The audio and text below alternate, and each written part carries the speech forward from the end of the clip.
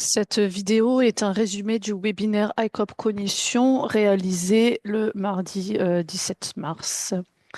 Quelques petits rappels concernant la cognition et surtout le vieillissement physiologique qui va concerner essentiellement les activités cognitives dynamiques et donc tout ce qui va concerner l'apprentissage et le traitement de nouvelles informations. Le vieillissement physiologique de la cognition va impacter aussi la vitesse de traitement des informations et l'attention, tout ce qu'on va appeler double tâche par exemple.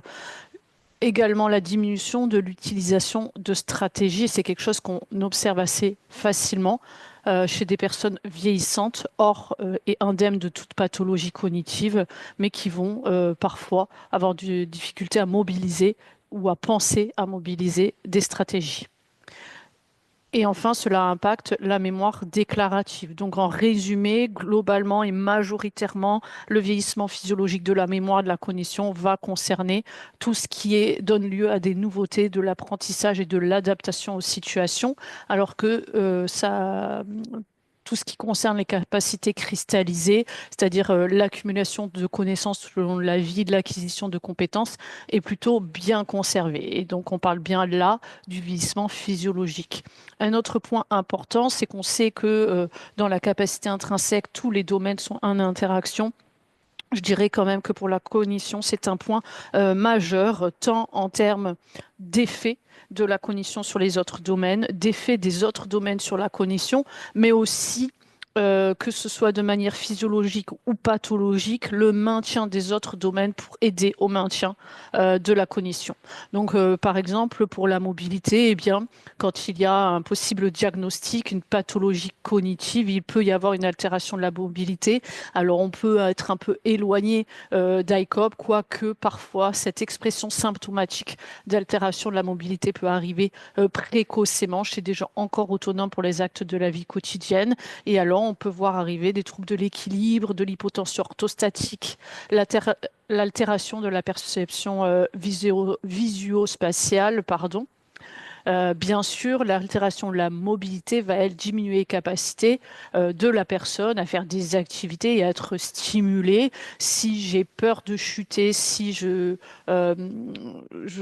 une marche ralentie ou des sensations de perte d'équilibre, je vais avoir des difficultés à assurer les courses, la participation à des ateliers, le déplacement vers l'activité concernée, etc. Au niveau de la thymie, c'est une interaction bien connue, hein, puisque la perception d'une altération cognitive peut altérer la thymie. Si je pense avoir un trouble cognitif, mon moral peut s'en trouver dégradé.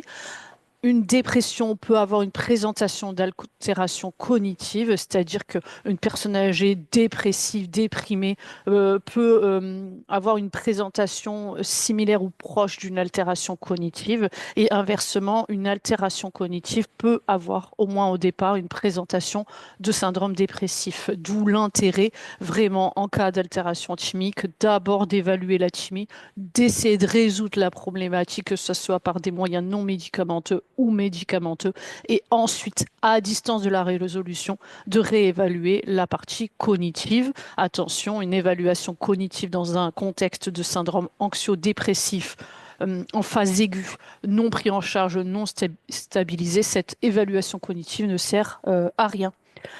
De plus, au niveau de la thymie, la baisse des interactions sociales, la baisse des stimulations liées à une altération thymique, à un éventuel syndrome dépressif, va pouvoir impacter la cognition par défaut, manque d'interaction. Au niveau de la nutrition, le lien est peut-être plus tenu et moins visible, en tout cas plus long à rattacher, mais forcément, une dénutrition, c'est une perte de réserve et on peut, face à la fatigue liée à la dénutrition et à la perte de réserve, avoir des difficultés de concentration ou d'attention. Bien sûr, dans l'autre sens, l'altération cognitive va diminuer la capacité de la personne à se faire à manger, à planifier ses repas, à organiser ses courses. Au niveau de la sensorialité, l'effet est très important à bien connaître. Il est assez intuitif. Si je vois mal ou si j'entends mal, j'ai moins d'interaction, moins de possibilités d'apprentissage et moins d'autonomie dans ma vie quotidienne. Et par ailleurs, particulièrement pour l'audition, l'interaction avec la cognition est très très bien documentée. Une altération auditive est un facteur de risque majeur d'altération de la cognition. On va le comprendre simplement parce que si je dois faire des efforts supplémentaires de capacité d'écoute, forcément, l'encodage, l'attention sont altérés. Donc, de manière globale, quand même, en transversale, on peut aussi retenir que l'altération cognitive va diminuer la capacité de la personne à prendre soin de ses autres fonctions. À bien retenir que dans l'étape 1 d'ICOP ne sont inscrits que des participants, je le rappelle, autonomes pour leurs actes de la vie quotidienne. Au demeurant, un diagnostic de maladie cognitive au stade débutant, tant qu'elle préserve l'autonomie de la personne, n'empêche pas l'inscription dans le programme ICOP. Eh bien, au contraire, si on ne se préoccupera plus forcément de la cognition puisque le diagnostic est posé et qu'il n'y aura pas forcément d'orientation à l'issue de l'étape 1. En revanche, il est essentiel de prendre en compte les autres domaines pour toujours dans cette optique de servir de béquille à l'altération de la cognition. On s'assure que le reste va au mieux pour, par rapport à une altération cognitive sur laquelle on a peu d'action et permettre aussi un suivi rapproché de ces gens qui donc vont avoir une diminution de leur capacité à prendre soin d'eux-mêmes. Un point majeur, à l'issue de l'étape 1 et à l'issue de l'étape 2, quand on est professionnel de santé, c'est valable pour tous les domaines, mais attention à la cognition, il faut faire confiance à votre sens clinique. Vous avez une expertise, des compétences, mais au-delà, la connaissance de la personne. Si c'est une personne que vous connaissez anciennement et que vous avez une inquiétude, prenez-la en compte, même si objectivement, à l'étape 1, il n'y a pas forcément d'altération. On peut décrire par exemple un sentiment d'étrangeté, un changement dans les habitudes de cette personne, dans son comportement. Il faut aussi penser aux personnes qui soudainement sont apathiques. N'oubliez pas que si la personne s'aperçoit qu'elle a des troubles cognitifs ou pense qu'elle a des troubles cognitifs, parce que des fois c'est faux, mais si elle le pense, elle peut devenir dépressive, elle peut s'isoler, devenir apathique éventuellement.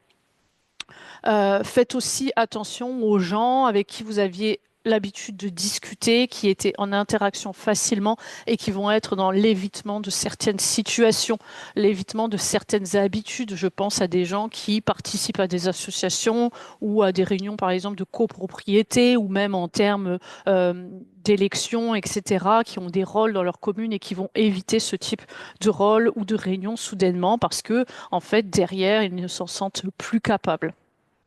Alors, l'état pune altéré à ECOP, c'est quoi? C'est une plainte amnésique associée à une aggravation sur les 6 derniers mois et ou une erreur au niveau de la date et ou une erreur dans le rappel des 3 mots. Bien sûr, il ne faut pas forcément avoir les trois pour une état pune altérée. Il faut avoir l'un ou plusieurs des trois et, à minima, la plainte amnésique est accompagnée d'une dégradation récente. Quand l'étape 1 est altérée, on va dire qu'une évaluation complémentaire est recommandée. Vous avez à orienter le participant à l'étape 1. C'est ce qu'on appelle aussi la gestion d'alerte. Je rappelle qu'elle peut se faire à distance, soit parce que vous n'avez pas le temps, soit parce que c'est un autre professionnel que vous qui a fait l'étape 1 et que c'est vous qui, par arrangement, convention, faites la gestion, soit parce que c'est une auto-évaluation.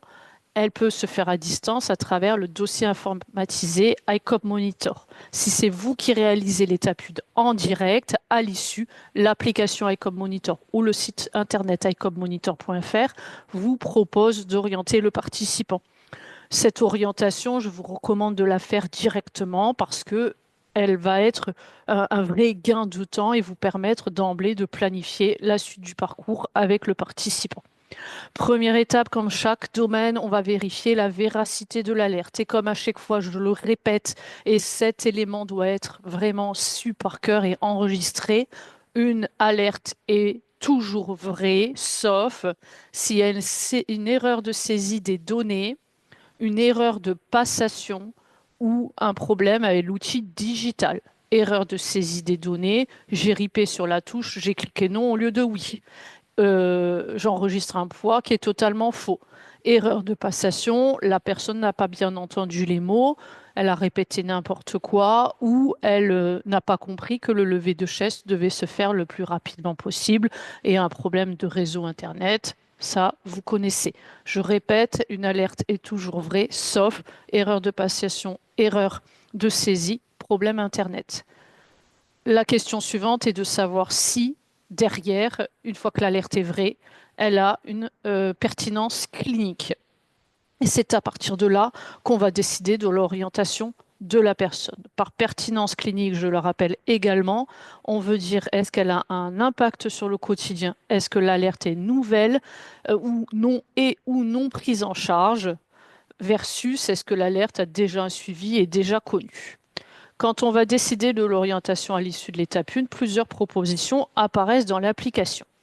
Concernant la cognition, nous vous proposons cet algorithme de gestion d'alerte. C'est un outil de travail fondé sur les preuves et les recommandations. Premièrement, si vous gérez une alerte à distance, il va falloir vérifier la réalité de l'altération au test de l'étape 1 en les refaisant. S'il n'y a pas d'erreur, finalement, c'est une alerte non confirmée, pas de contact au médecin traitant. Sous-entendu, à travers votre expertise clinique et votre ressenti. Vous pouvez avoir quelqu'un qui a tout juste, mais qui a une vraie inquiétude prégnante, qui la stresse beaucoup, et à ce moment-là, il faut peut-être prendre une autre décision, là, maintenant, ou lors du prochain suivi étape 1. La deuxième étape de la gestion d'alerte, donc quand vous êtes à distance ou que vous êtes auprès de la personne, vous allez lui demander si elle a déjà évoqué ses problèmes auprès d'un médecin traitant ou d'un gériatre ou d'un neurologue. C'est pour éliminer, trier la partie, l'alerte est-elle nouvelle et ou non suivie. Si elle a déjà vu un médecin, si elle a déjà suivi, alors c'est une alerte qui est vraie mais qui est non avérée, non cliniquement pertinente. Et à ce moment-là, on peut se donner le temps, soit de recontacter le médecin et de s'assurer de cette prise en charge, soit de tout simplement euh, voire au suivi suivant. La complexité dans la cognition, plus que dans d'autres domaines, elle est assez simple, hein. C'est que s'il y a vraiment des erreurs et vraiment un trouble cognitif, eh bien, les gens ne se souviennent pas forcément d'avoir déjà parlé de ça à un médecin ou d'avoir déjà vu un gériatre. Donc, si c'est oui aux deux questions, on peut dédouaner une alerte en cours, mais il faudra quand même peut-être avoir une vigilance ou au moins, quand on informe le médecin traitant, savoir si réellement cette communication a bien été faite.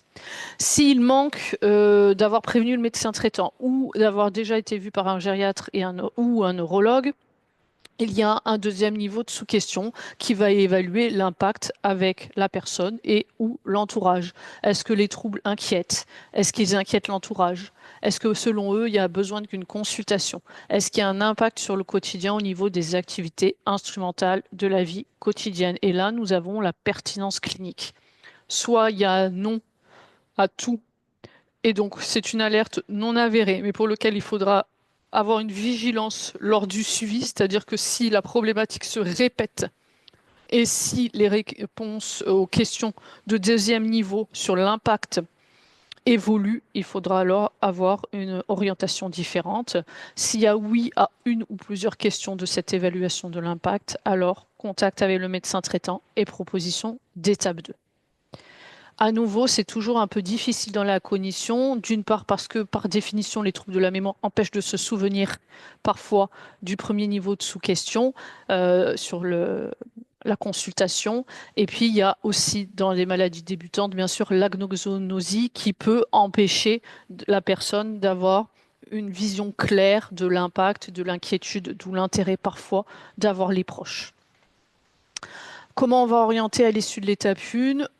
Dès qu'il y a une altération nouvelle, un changement par rapport à une précédente évaluation ou une inquiétude, on oriente la personne vers un spécialiste, à minima son médecin traitant. Mais au-delà, la filière mémoire, l'hôpital de jour, le centre mémoire, on reviendra sur l'intérêt d'une évaluation approfondie et, in fine, d'un diagnostic.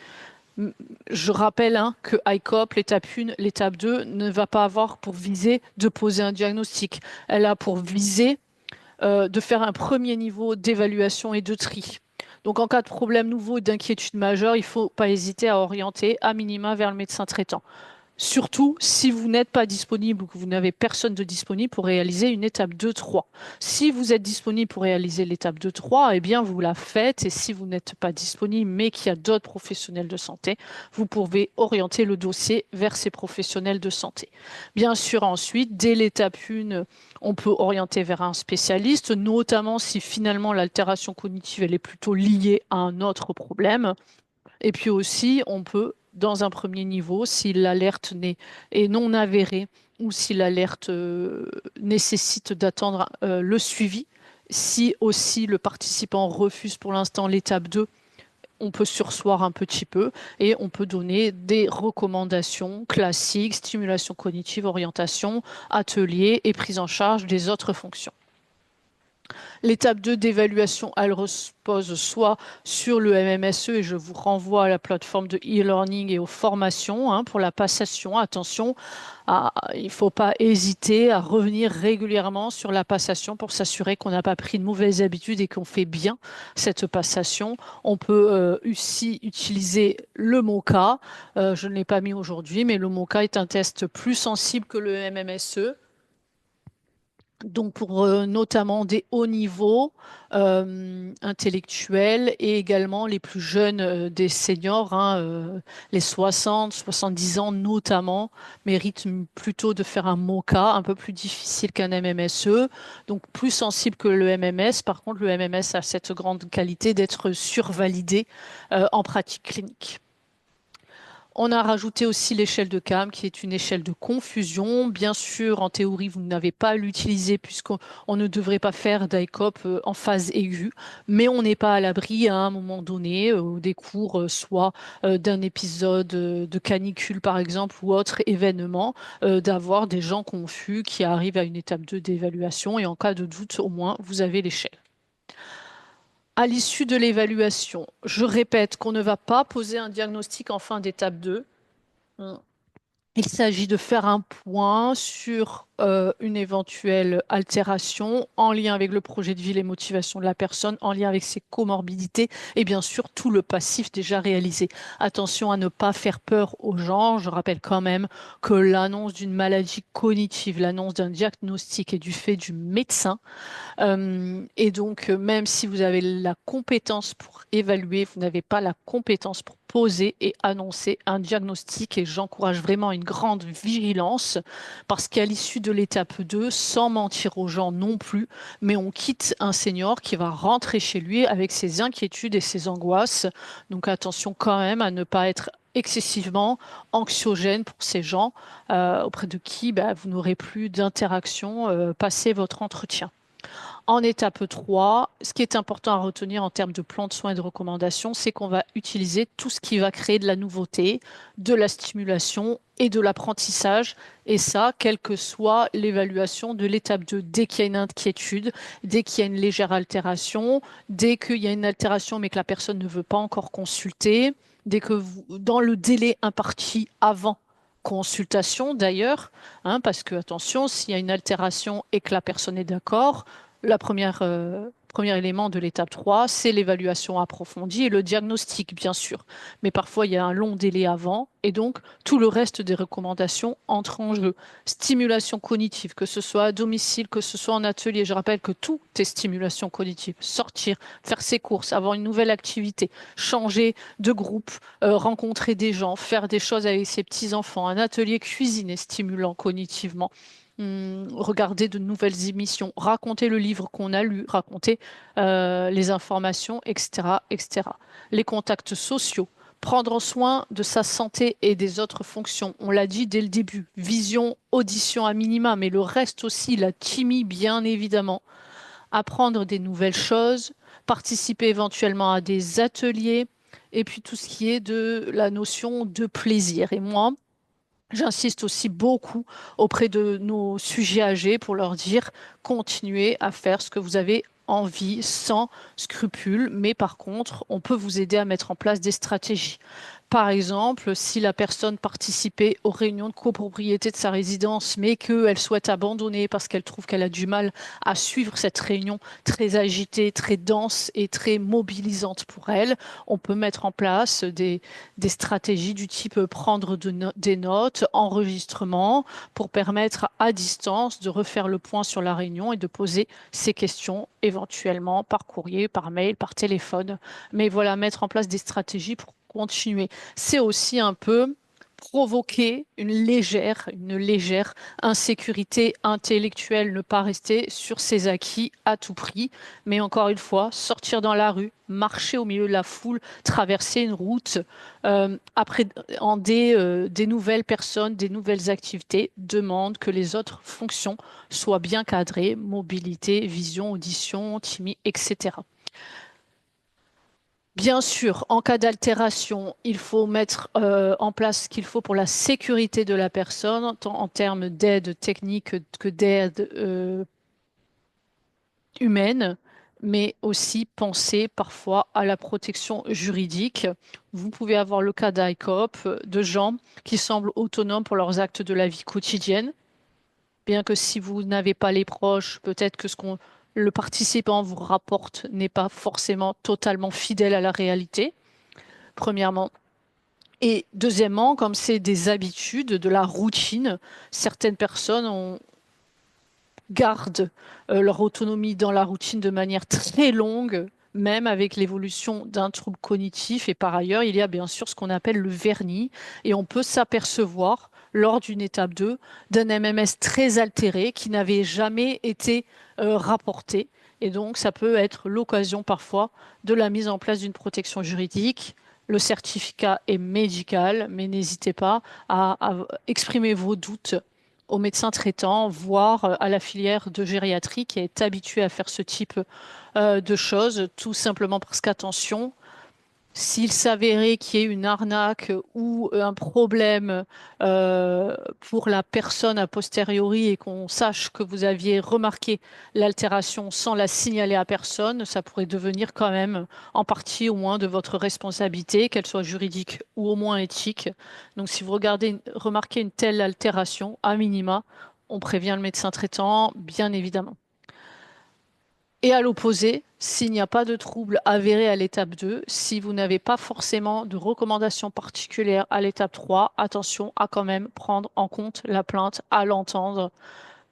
Parfois, il faut aller jusqu'à l'évaluation et à la consultation mémoire alors qu'on pense qu'il n'y a rien, mais ça peut permettre de rassurer les personnes.